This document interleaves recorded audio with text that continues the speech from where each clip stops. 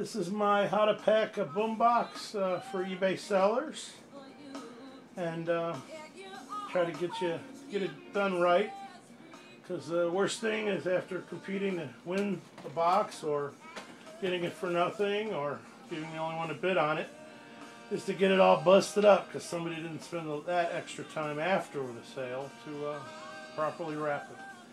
So this will be a simple one because it's really not hard if you do it the same way every time.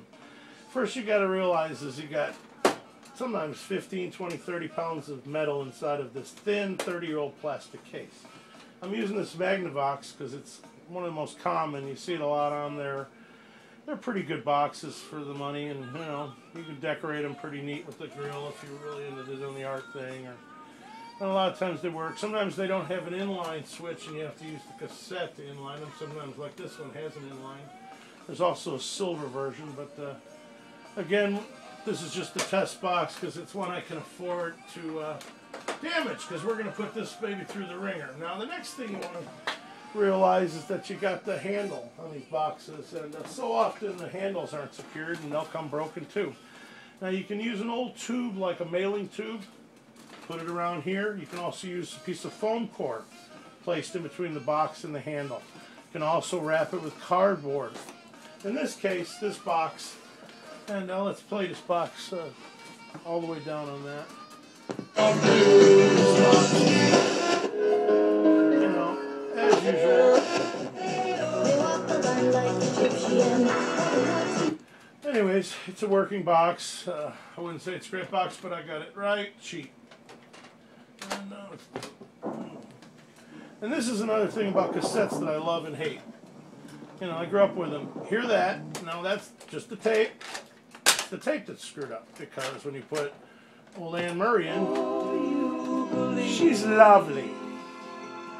You know, it drags a little, whatever, but you can see the difference sometimes the tape. So don't always think a box doesn't work because the tape didn't play well.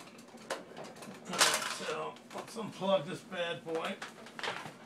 And in like I said, and the concern of this is that you know, the handle is secured in this case. So also always suggest using packing plastic tape instead of paper, because the paper will rip and you really have to put twice as much.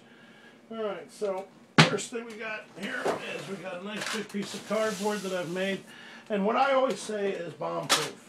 So it means if there's, the whole idea is it's about inertia, that you know, when this thing drops, any box you pack and ship, you should realize it's going to fall 4 feet off a dock. That's kind of the rule.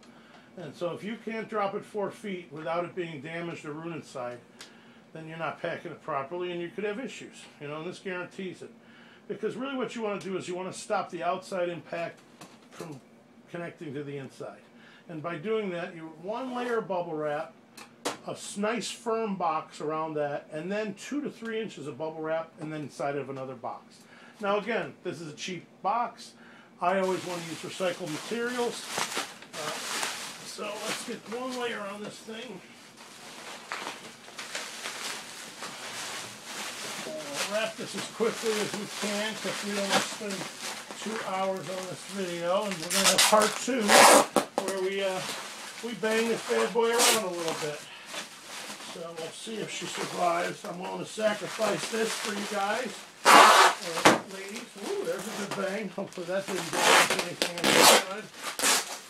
You know, but most of these things were made to be used outdoors in a portable setting. So we've got some, you know, element that'll guarantee that they can bang around a little bit. But that went quick and easy. One layer. Now we got the box, which I pre-cut, and I always say make this box because generally you're not going to find one that's going to fit as tight as you really want. Alright, so again, trying to do this a little faster than maybe I would do it normally, but just because of the time constraints, we don't want a 20-minute video here. But the idea is to get good solid corners, because that's where you're going to have your issue. You're going to have your issue with the corners not being firm enough to take an impact. So see what I got here? Nice solid corners. Nice solid corners. And this is on the interior box. This is not the outside box. And unfortunately, you really got to use lots of tape. You cannot half-ass your tape.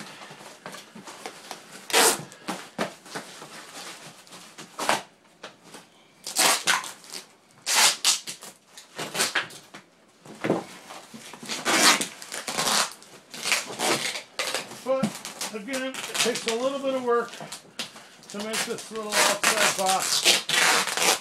Oh, take the work here.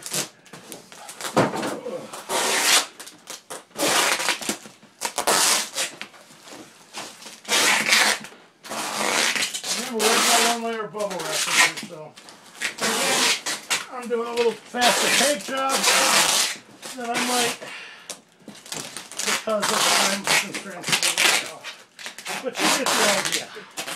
Nice and tight. One more there. Alright. So, now the outside layer of bubble wrap. And again, this is the more important one. You can also put corner padding on this, on each corner, because again, that's where the inertia is going to drive through into the box and dislodge, break the body, break other stuff inside that you don't even see, and then it comes, oh, this came broken.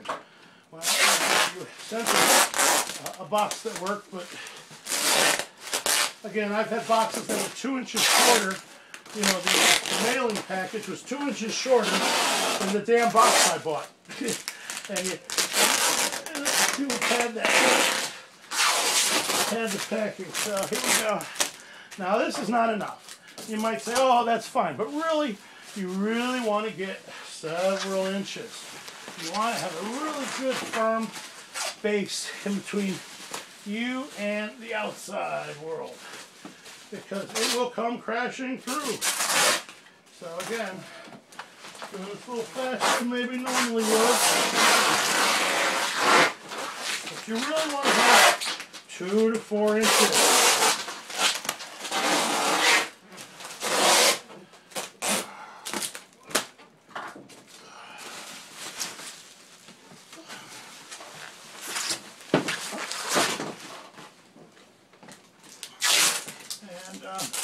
When you go buy it at Home Depot, it's $20 for a box full of packing stuff.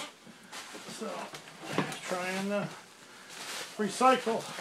You know, on certain Craigslist, I mean, just it really adds to the cost. You can easily spend $30 or $40 packing a box, and that's just too much. You know, I often used to do something that I had a guy complain about, which surprised me because everybody stopped for a second, wants to be so green. And what I would do is take, when I would buy anything, cereal, and I would, you know, they're not dirty in the grocery store, so the guy was like, you send me your garbage. But basically what I do is I peel these boxes, all different kinds, cereal, crackers, whatever, and then you can stuff your Celsius, either your shredded personal documents, or in this case I use the green to show, and slide this inside. And what becomes very strong.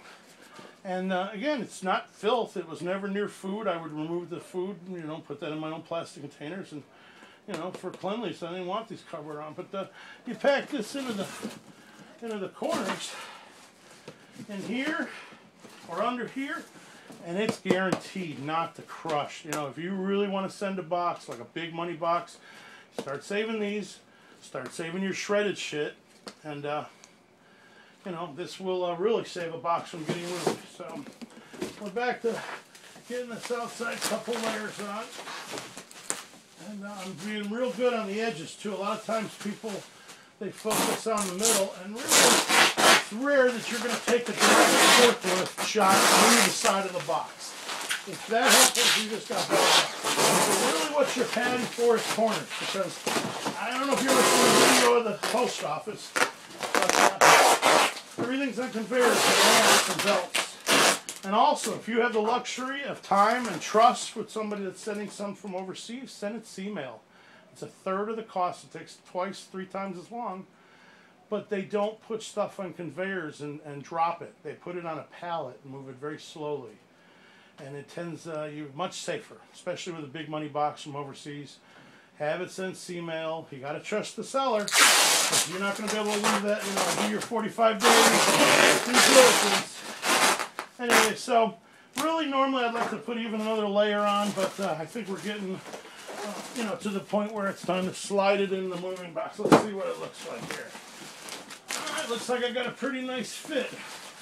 Not bad for a fat old blind guy. All right, we're a little high on top. And here's two more pieces of advice. We're mailing this to Mr. Nobody in Texas, just because me, the wife, and Decent Man for You are in Texas. My buddy James. Probably the only nice guy out there. Well, I also met a couple other nice guys recently on YouTube that are Boombox guys. So they're not all chicken shits. You know, but anyways, and we're mailing this, if it gets returned, back to me, Big Nasty. And Mockingbird Lane, because I, you know, love the monsters. But anyways, also smart to write the address in indelible ink and underneath the label, because it is every once in a while that this will get snagged and peeled right off, all this tape. And so after I get this initially packed in here, I'm going to put more layers over to make sure I guarantee that no streakage, but always good to write your address underneath the label too. All right, now I think I'm a little big here. So, oh, a little slam of damn in there. I'm going to have to really pack this down. Alright. And the famous loss of the end of the roll of tape. Oh, hope this doesn't last more than 30 seconds. I gotta sit down for this one. Oh, nuts. Oh well, all good plans. Mice and men here. I had 2 rolls. Oh, son of a bitch. Here we go.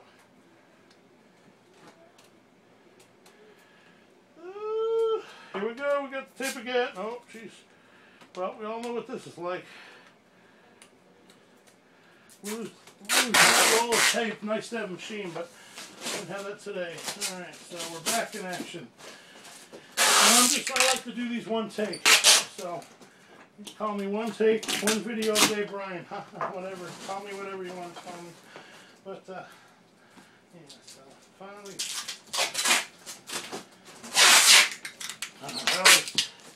And again, can't say enough about don't use the tape.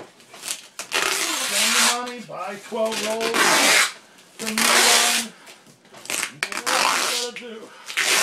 Now again, because of time mistakes, I'm not doing such a lovely job on the top of the spot. Normally, I'd be a little more efficient. And again, I try to pre-cut this. Normally, I would cut it as I was doing it. And that way I would have all the height I need here. So a little bit of a kind of a, oh, there's that tape again. So all right, we're going to try and do this. Ruining my video, this stupid tape. I knew I should have had a 3rd roll. Nope. Ah, you son of a bitch. Ah, you son of a bitch.